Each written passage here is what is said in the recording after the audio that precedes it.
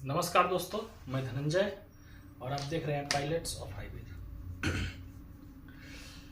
दोस्तों, गाड़ी अगर आप खरीद रहे हैं, बेच रहे हैं तो कुछ चीज़ों का ध्यान रखिए, क्योंकि खास करके बिहार और यूपी में। क्योंकि देखिए, होता क्या है कि जब आप गाड़ी लेते हैं, किसी से खरीदते हैं तो या आप बेचते हैं, तो आप जिसको गाड़ी बेच रहे हैं वो आपके गाड़ी के साथ क्या करेगा, क्या माल ढोएगा, क्या नहीं ढोएगा। खास करके बिहार जैसे राज्य में जहाँ पे शराबबंदी है, अब आपका गाड़ी से अगर वो शराब ढो रहा है कि गांजा ढो रहा है कि स्मगलिंग कर रहा है, अगर इस सिचुएशन में आपका गाड़ी पकड़ाता है और आपके पास अगर पुख्ता सबूत नहीं है तो फिर आप फंस जाइएगा, बहुत बुरे तरीके से फंसिएगा। और ये घटना घट रही है। आज आप बिहार में जितने भी थानों में गाड़ियां पकड़ करके थाना वाले रखे हैं, उन सब गाड़ियों में जाइए, थोड़ा सा छानबीन अगर कीजिए तो बहुत सारे गाड़ी को आपको पता चलेगा कि लवारिस है, उसका पता ही नहीं है कि उसका मालिक कौन है। लेकिन जिसका पता, अब जाहिर सी बात है, गाड़ी पर जिसका रजिस्ट्रेशन है, पुलिस उसी पे केस करेगा, उसको पार्टी बनाएगा। अब उसको पार्टी बनाता है, अब उसके पास जाता है तो पता चलता है कि वो तो बेच चुका है।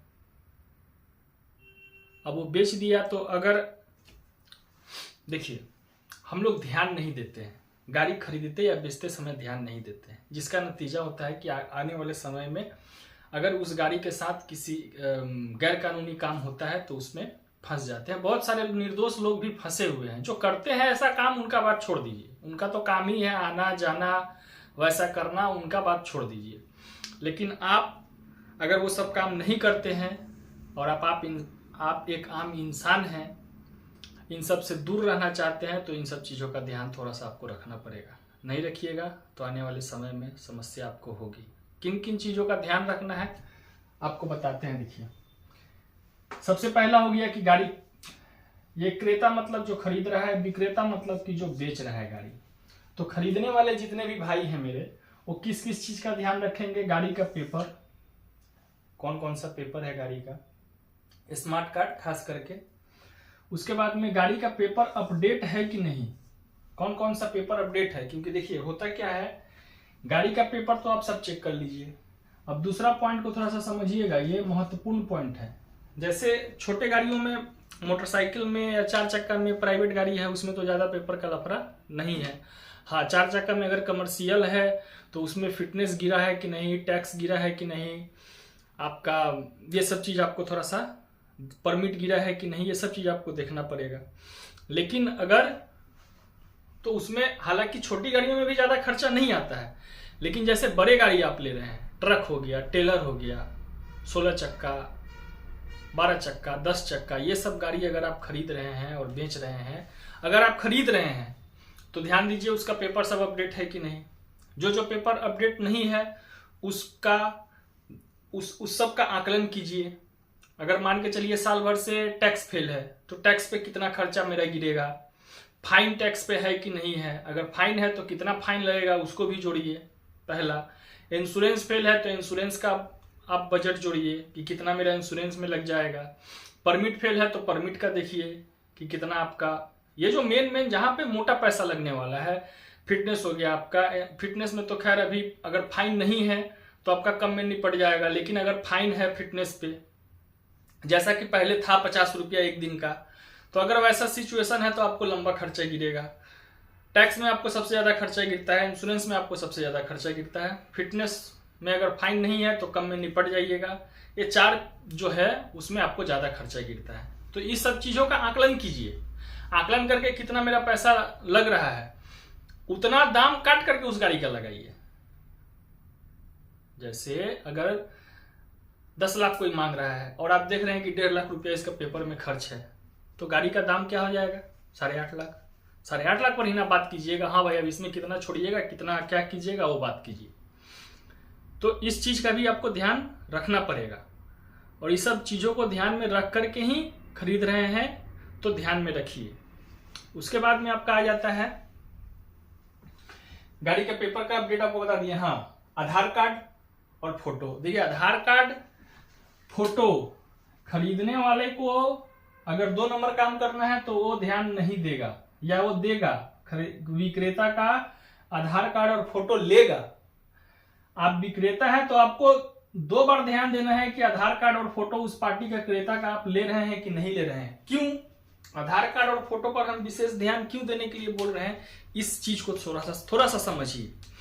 देखिए, जो क्रेता है अगर वो गाड़ी खरीदने वाला है और आधार कार्ड और फोटो आपका निश्चित रूप से लेगा, आपको तो नहीं पता कि वो आपके गाड़ी के साथ क्या करेगा, लेकिन आपसे आधार कार्ड और फोटो ले लिया, गाड़ी में वो संभाल करके आपके गाड़ी के साथ पेपर के साथ रख देगा। उससे हो गया क्या कि अगर वो 2 नंबर काम करेगा तो आने वाले समय में क्या होगा कि आपका फोटो और आधार कार्ड जब मिलेगा तो थाना वाला कुछ नहीं देखेगा, पहले देख लेगा कि हाँ इस गाड़ी का रजिस्ट्रेशन इतना है, ये है, और सीधे आपको पार्टी बना देगा। जांच तो बाद का विषय है, जांच बाद का विषय है, और पुलिस कितना अच्छे से जांच करती है बिहार का ये तो आपको पता है। अभी चुनाव हुआ है, चुनाव में बीजेपी की सरकार आई है नीतीश जी के गठबंधन के साथ, तो खैर क्या होगा क्या नहीं होगा वो तो आने वाला समय बताएगा कि क्या क्या सुधार हुआ बिहार में, क्या क्या सुधार नहीं हुआ। लेकिन आप किसी भी राज्य के हैं और गाड़ी खरीद रहे हैं और बेच रहे हैं तो क्रेता है तो इन सब चीजों का आपको ध्यान रखना पड़ेगा। विक्रेता भी हैं तो भी आपको ध्यान रखना पड़ेगा, नहीं रखिएगा तो फिर भुगतने के लिए अंजाम तैयार रहिएगा, क्योंकि नियम कानून हर जगह का तो एक ही है। अब आधार कार्ड फोटो से, हाँ आप विक्रेता हैं तो आधार कार्ड और फोटो उस पार्टी का लीजिए, लेकर के सेल लेटर आता है, सेल लेटर पे सब कुछ भरिए, भर करके सेल लेटर को नोटरी कराना, नोटरी ये जरूर करवाइए। सेल लेटर जब भी बनाते हैं तो नोटरी जरूर कराइए। विक्रेता वालों को खास करके इस चीज का ध्यान देने का जरूरत है। आधार कार्ड पर और फोटो पे हम डबल टिक इसलिए किए हैं ताकि ये 3 चीज विक्रेता को खास करके, क्योंकि ये सब चीज तो वो दे रहे हैं तो उनको दे रहे हैं तो उसमें कोई दिक्कत नहीं है, लेकिन उनसे क्या क्या लेना है उस चीज में खास करके आपको ध्यान रखना है, ताकि आपके पास क्या सबूत है कि आप उस फलाने से बेचे। उसके बाद आ जाता है एनओसी। एनओसी क्रेता को किस लिए ध्यान देने की जरूरत है, क्योंकि देखिए गाड़ी अगर फाइनेंस में है, फाइनेंस में है कैसे पता चलेगा, उसका एक ही रास्ता है। क्या रास्ता है कि स्मार्ट कार्ड आरसी जो होता है, आरसी पे आप देखिएगा नीचे फाइनेंसर का भी नाम होता है। तो जब भी आप कोई गाड़ी खरीदते हैं तो उसका स्मार्ट कार्ड मांगिए, देखिए उस पर लिखा हुआ है कि फाइनेंसर का अगर नाम है। देखिए होता क्या है कि लोग लापरवाही में छोड़ देते हैं।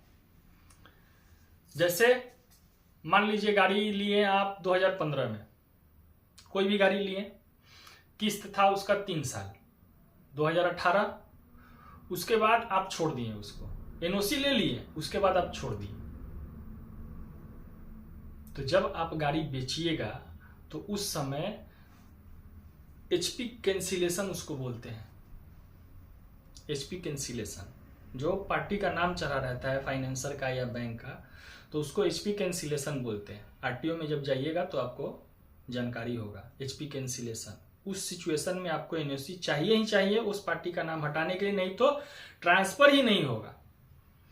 आप गाड़ी खरीद लिए, अगर गाड़ी फाइनेंस में है, फाइनेंस मान के चलिए कि खत्म, फाइनेंस में अगर है तब तो बहुत सारा अलग प्रक्रिया है उसका, कितना उसका पैसा बकाया है फाइनेंसर का, उस चीज को घटा करके ही तोल मोल करके उस चीज को ध्यान में रखा जाता है। कितना आप डाउन पेमेंट दिए वो लोग अपना समझ लेते हैं, उसमें कोई विशेष जो लेते हैं, जो खरीदते हैं, बेचते हैं, वो अपना फाइनेंस में अगर गाड़ी है तो उसमें पेपर की कहीं भी गड़बड़ी नहीं होती, चूंकि उसमें फाइनेंसर भी रहता है, एक पार्टी फाइनेंसर भी रहता है, तो वो गड़बड़ होने भी नहीं देता है।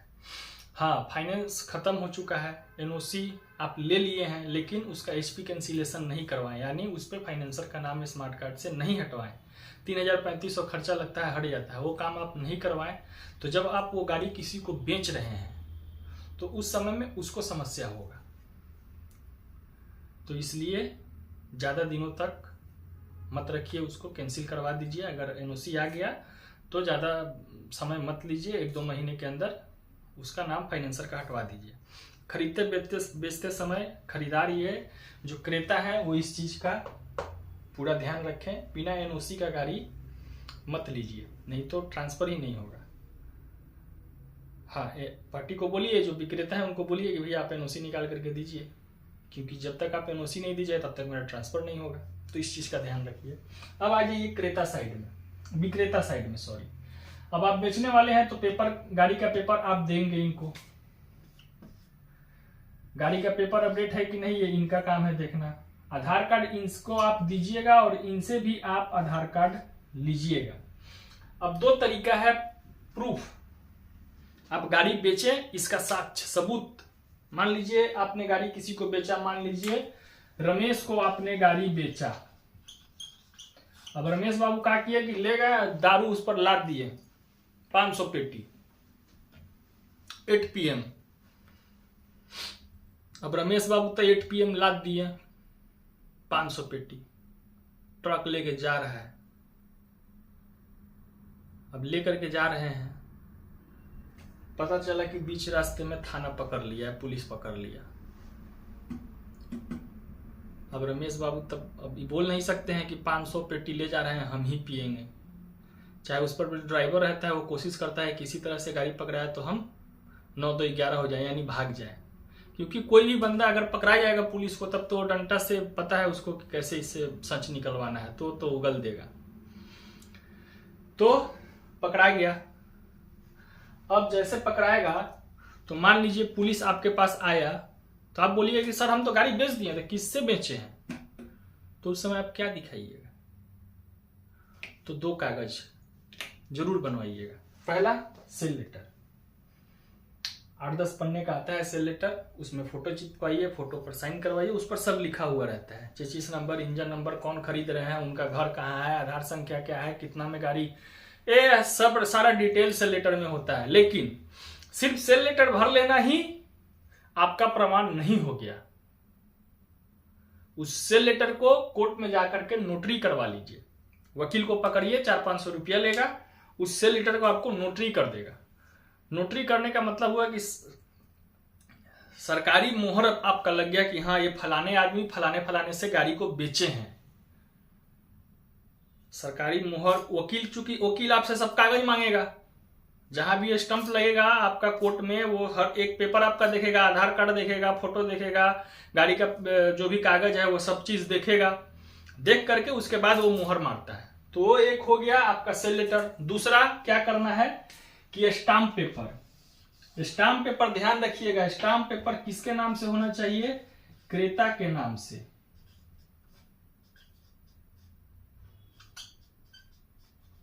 क्रेता के नाम से स्मार्ट कार्ड स्टाम्प पेपर होना चाहिए। अब इसमें आप ध्यान रखिए, अगर बाइक का है तो 50 से 100 में काम हो जाएगा, 4 चक्का है तो 200 या 500, और ट्रक वरक अगर ले रहे हैं तो 500 से 1000 रुपये का कम से कम स्टाम्प पेपर आप 500 से कम 1000 का स्टाम्प पेपर एकदम निश्चित रूप से ही क्रेता वाला को बोलिए, यानी जो आपसे गाड़ी खरीद रहा है उसको बोलिए कि भैया आप अपने नाम से स्टाम्प पेपर 500 रुपया का या 1000 का ले करके आइएगा जिस दिन गाड़ी आपको ले जाना होगा। मान लीजिए बातचीत हो गया, वो बोला कि हाँ ठीक है भैया 2 दिन बाद पैसा उपाय करके एडजस्ट करके आएंगे, आपसे गाड़ी लेकर के जाएंगे, तो उनको ये बात जरूर बोलिए कि भैया सेल लेटर तो खैर हम उपाय कर लेंगे, आइएगा आप, साइन वाइन हम दोनों भाई अपना कर लेंगे या दोनों आदमी कर लेंगे, लेकिन साथ में स्टाम्प पेपर भी जरूर लेकर के आइएगा आप अपने नाम से। क्योंकि देखिए स्टाम्प पेपर मिलता कैसे है, सबसे पहला तो स्टाम्प पेपर मिलता है आपको रजिस्ट्री ऑफिस। रजिस्ट्री ऑफिस में जाइएगा तो जो स्टाम्प पेपर वेंडर होते हैं लोग, अभी तो कोर्ट में भी मिलने लगा है ऑनलाइन ई स्टाम्प पेपर, तो उसमें भी आपको फॉर्म भर करके देना रहता है, अपना पूरा डिटेल भर के देना रहता है। चाहे आप वेंडर से भी स्टाम्प पेपर खरीद करके लाने जाइएगा, जिसमें जमीन उमीन का सब जमीन उमीन लिखाता है, वो सब स्टाम्प पेपर, वही वाला स्टाम्प पेपर। उसमें आपसे पूछता है वेंडर कि किस काम से ले रहे हैं, आपका घर, आपका पिता का नाम, आपका गांव कहाँ है, ये सब चीज डिटेल उस पर लिखाता है, कलम से लिखेगा, वो अपना कोड भी डालेगा, और उसके बाद में किस काम से आप ले रहे हैं वो अपने रजिस्टर में मेंटेन करता है। एक एक स्टाम्प पेपर को अपने रजिस्टर में मेंटेन करता है कि कौन कितने नंबर का स्टाम्प पेपर, कितने रुपए का स्टाम्प पेपर हम किस आदमी को बेचे हैं और किस काम से बेचे हैं। तो क्या होता है, ये मेल हो गया। उस सिचुएशन में क्या होगा कि अगर गाड़ी से आपका कोई भी इंसान आपसे गाड़ी खरीद करके और उसके साथ गाड़ी से अगर किसी 2 नंबर का काम करता है, तो उस सिचुएशन में आपको ये स्टाम्प पेपर ही आपको मतलब कि निर्दोष साबित करने में मदद करेगा। क्या क्या? तो 2 चीज, sale letter, stamp paper. Sale letter, stamp paper, ये 2 चीज बिना लिए हुए विक्रेता भाई एकदम ध्यान रखिए, गाड़ी नहीं देना है। स्टाम्प पेपर अब किस लिए? स्टाम्प पेपर पर सब लिखिए कि मैं फलाना फलाना फलाना, मेरा ग्राम यहाँ, मेरा पोस्ट ऑफिस, थाना, स्टेट, राज्य, जो भी है सब डिटेल भरिए। मैं फलाने को, उनका पूरा नाम भरिए, जिनका आधार संख्या ये है, आधार नंबर भी डालिए। मैं फलाने को गाड़ी इतने में बेच रहा हूँ, आज से गाड़ी की सारी जिम्मेवारी उनकी होती है, तारीख उसमें डेट जरूर डालिए। और स्टाम्प पेपर में एक बात का और ध्यान रखिए कि जहां पे नीचे एक तरफ में क्रेता का साइन कीजिए, दाहिने तरफ में विक्रेता का साइन कीजिए और बीच में 2 गवाह का साइन रखवाइए। और साइन करते समय डेट जरूर डालिए, डेट अनिवार्य है, ना तो जेल में चक्की पीसे के पड़ जतवा। तो ये बात के एकदम गांठ बांध लीजिए कि स्टाम्प पेपर और सेल लेटर किसी से भी गाड़ी बेचिए, आप अपने रिलेशन में ही गाड़ी बेच रहे हैं तो ये देखिए, पेपर से कोई समझौता मत कीजिए। बाइक से देखिए ना महाराज, 50-50 लीटर लोड कर ले रहा है, सब फुर निकल रहा है, सब थाना पकड़ रहा है, पता चल रहा है गाड़ी फलाने के नाम से। वो पता चल रहा है वो तो बेचारा मास्टर है, पढ़ाने वाला है, तब ले अब मास्टर साहब स्कूल के बजाय कोर्ट में दौड़ने लग रहे हैं। हो रहा है ऐसा घटना, आप देखिए अपने अगल बगल। अब घटनाओं को देख करके भी आपका आंख नहीं खुल रहा है तो अलग बात, अलग मस्ती में आप हैं तो अलग बात। ड्राइवर भाई लोग मिलते हैं तो बोलते हैं कि भैया गाड़ी खरीदना है, कोई उपाय बताइए कि जल्दी गाड़ी खरीद लें। तो पैसा नहीं है, पैसा जाइए गाड़ी खरीद लीजिए। तो नहीं भैया पैसे तो नहीं है। अरे भैया पैसा है नहीं तो कैसे मालिक बनिएगा? अब उनको कौन समझाए? हम पूछते हैं कभी कभी कि ठीक है कौन सा गाड़ी चलाते हैं, तो भैया चलाते हैं 55-30। बोले तो ठीक है 55-30 का मतलब थोड़ा हमको समझा दीजिए कि 55 काहे लिखा है, 55-30 काहे है उसका नाम, उसका मॉडल का नाम 55-30 काहे है, 55-30 काहे है भैया? तो जानते हैं चकवा में 155 पॉइंट हवा लेना रहता है, इसलिए उसका 55 नाम है। बोले हाँ, तब एकदम आप मालिक बनिएगा, 100% मालिक बनिएगा। मोबाइल ज्यादा चलाते हैं? हाँ भैया चलाते हैं मोबाइल, तो ठीक है। तो क्या देखते हैं मोबाइल में? तो मोबाइल उनका ले करके अगर आप चेक कीजिएगा तो बस छाती में मारा 6 गोली छाती मेरे, तो देवरा ढोरी चटना बा। तो ये सब में लगे हुए हैं, और ये सब में लगे हुए हैं। आप सोच रहे हैं कि हम मालिक बन जाएं, गाड़ी ले ले 2-4 गो। अरे कमाइए, अच्छे से कमाइए, 2-4 ठो गाड़ी लीजिए, तब मुरेठा बांध करके बाइक से तनी सा बुलेट से निकलिए बाहर। तो बोले कि हाँ भाई, तो लगे हुए हैं रील में, स्क्रॉल करने में रील लगे हुए हैं, ना होश में गाड़ी चलाना है, ना ध्यान में गाड़ी चलाना है, और मालिक बनना है। तो कैसे बन जाइएगा? तब करना पड़ेगा। और याद रखिएगा 2029 के बाद ड्राइवरों की इतनी कमी होने वाली है हमारे भारत देश में। क्यों कमी होने वाली है? जानकारी का अभाव, पता ही नहीं है। आजकल के ड्राइवर भाई लोगों को पता नहीं है कि गाड़ी में कोई समस्या हो रहा है तो सीधे मालिक को फोन, और उसके बाद का तो सीधे एजेंसी में घुसा देना। अरे भाई कुछ तो पहले कुछ जानो। तो अरे भैया BS6 इंजन समझ में नहीं आता है। अरे BS6 इंजन समझ में काहे नहीं आता है? BS6 इंजन में है क्या कि आपको समझ में नहीं आता है? कुछ नहीं है BS6 में, बस सेंसर लग गया है। BS6 क्या है? सेंसर लग गया है। अब तो आने वाला है आपका हाइड्रोजन से चलने वाला गाड़ी आने वाला है, इलेक्ट्रिक से बैटरी से चलने वाला गाड़ी आने वाला है। वो तो और समझ में नहीं आएगा। BS3 का रोना कब तक रोइएगा कि BS3 ठीक था, BS3 ठीक था? तो आपके हिसाब से वो मोबाइल बटन वाला ठीक था, स्क्रीन टच का जो कोई जरूरत ही नहीं था। समय के साथ खुद को बदलना सीखिए और खुद को अपडेट रखिए, और होश में और ध्यान में मेरे जितने भी पायलट्स भाई हैं गाड़ी चलाइए। मिलते हैं आपसे अगले वीडियो में, तब तक के लिए जय हिंद, भारत माता की जय।